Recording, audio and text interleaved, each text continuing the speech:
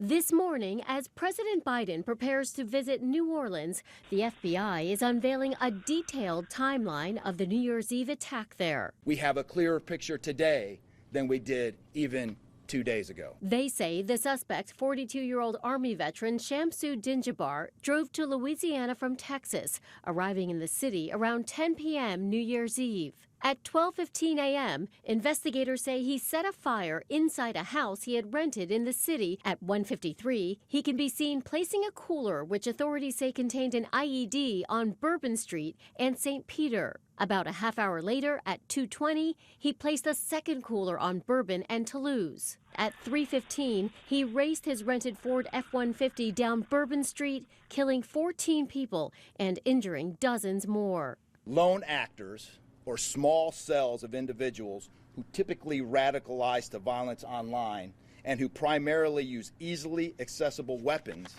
have posed the greatest terrorism threat to our homeland.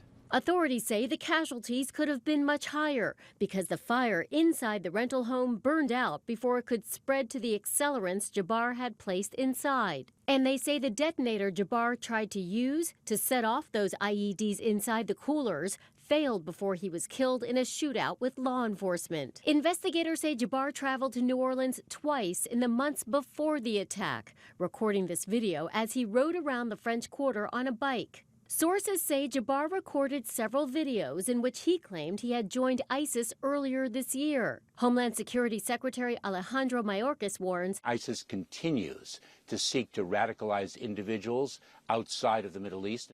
in his videos, Jabbar also threatened his family and said he wanted to focus the U.S. on the war between the believers and disbelievers. Allison Cossack, ABC News, New York.